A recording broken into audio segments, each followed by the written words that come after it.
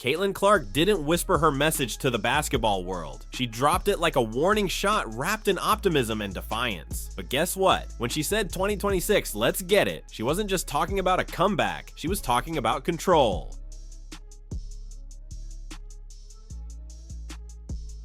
As 2025 came to a close, Caitlin Clark chose not to disappear quietly into the offseason or hide behind carefully polished statements that say everything and nothing at the same time. Instead, she did something far more powerful and far more revealing. She spoke directly to the people who had followed every step of her rise, every moment of her setback, and every unanswered question surrounding her future. Her Instagram post looked simple on the surface, a carousel of images from rehab sessions, family moments, and life away from the court. But the caption carried weight far beyond its length. 2025, you were a year. 2026, I welcome you with open arms, let's get it. Those words landed because everyone knew what kind of year she had survived. Caitlin Clark entered her sophomore WNBA season with expectations that bordered on impossible. After a rookie year that shattered viewership records and pushed the Indiana Fever into national relevance, she was no longer just a promising star. She was a symbol of where women's basketball was heading. Every road game felt like a spotlight event, every performance dissected, every struggle magnified. And then in mid-July, everything stopped. A right groin injury limited her to just 13 games and slowly turned what was supposed to be a defining season into a prolonged fight with uncertainty. By early September, Clark made the announcement no athlete wants to make, confirming she would miss the remainder of the season. At the time, she did not sugarcoat the moment, saying that disappointment was not a strong enough word to describe how she felt. But here's where the story takes a turn that most people didn't expect. Instead of retreating from the public eye or allowing frustration to shape the narrative, Clark used the setback to redefine how she wanted to be seen. Her rehab became visible, her gratitude became louder, and her connection with Fever fans deepened. She repeatedly thanked supporters who stood by her through the uncertainty, acknowledging the mental grind of recovery, while also highlighting the resilience of her teammates and the community around her. It was a reminder that her influence extended far beyond box scores and highlight reels. Hold on for what's coming, because Clark's year was not only about injury or recovery, it was also about voice. As the WNBA moved deeper into critical collective bargaining agreement negotiations, Clark stepped into a space many young stars avoid. After attending USA basketball training camp in December, she spoke openly about the magnitude of what the league was facing. She called the negotiations the biggest moment in WNBA history, stressing that players and owners had a responsibility to find common ground. Her words were not dramatic for effect, they were deliberate and measured, underscoring the idea that growth can only continue if the league protects both its athletes and its momentum. That message mattered because it came from someone uniquely positioned in the ecosystem of women's basketball. Clark is not just another all-star, she is a player whose presence has shifted television ratings, ticket demand, and mainstream conversation. When she speaks, people listen, including executives, veterans, and fans who may not agree on everything but understand the stakes. Her insistence that the situation cannot be messed up was not fear-mongering, it was reality. The WNBA is entering 2026 at a crossroads, balancing unprecedented visibility with unresolved structural questions. The contrast between her on-court absence and off-court impact in 2025 only amplified that reality. While she was sidelined physically, her relevance never faded. Every update on her rehab sparked discussion. Every public appearance reignited debate about the league's direction. And when she shared that end-of-year post, it felt less like a reflection and more like a declaration.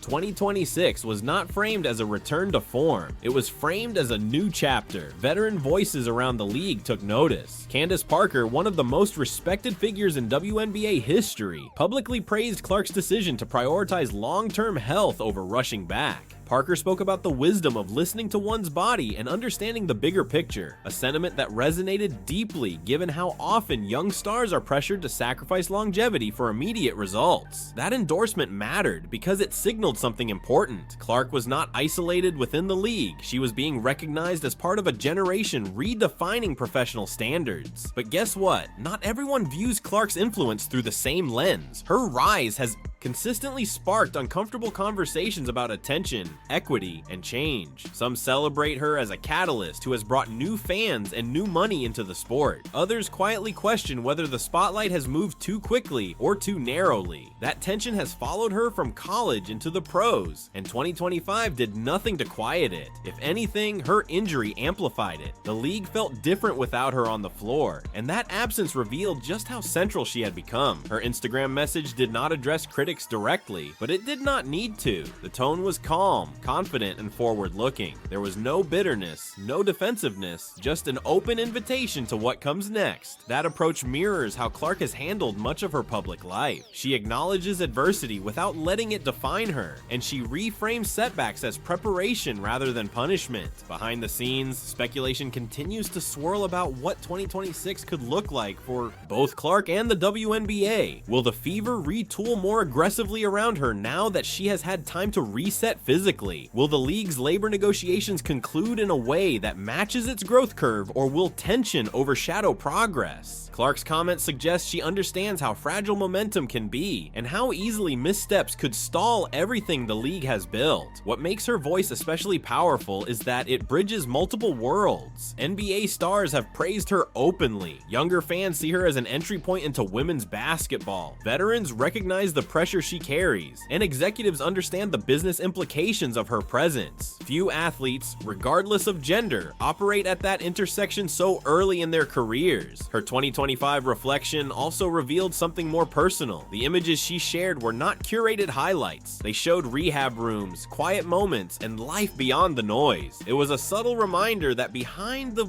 headlines is a 23-year-old athlete navigating expectations that would overwhelm most professionals twice her age. That vulnerability did not weaken her message, it strengthened it. As 2026 approaches, anticipation around Clark feels different from previous seasons. It is not just about stats or awards. It is about trajectory. Her injury forced a pause that may ultimately extend her career. Her engagement in league-wide issues elevated her role beyond player, and her message to fans reframed the future as something she is ready to attack, not something she hopes survives. Hold on, because the next phase will not be quiet. A healthy Caitlin Clark returning to a league fighting for its next agreement is not a coincidence. It is a collision, one that could redefine how stars influence governance, how fans engage with labor issues, and how women's basketball tells its own story. The WNBA enters 2026 with anticipation layered over uncertainty. Expansion talk, media rights, and player compensation are all in motion. Clark's insistence that games must stay on the floor and fans must stay engaged is both a warning and a promise. She understands that progress requires unity even when negotiations are difficult. Her final message of 2025 was short, but its implications were not. "Let's get it" was not hype for hype's sake. It was a challenge to herself, to the league, and to everyone watching. After a year defined by turbulence, recovery, and reflection, Caitlin Clark positioned herself not as a victim of circumstance, but as an architect of what comes next. And that is what makes this moment so compelling. The league is changing, the business is shifting, the expectations are rising, and one of its most influential figures just told the world she is ready.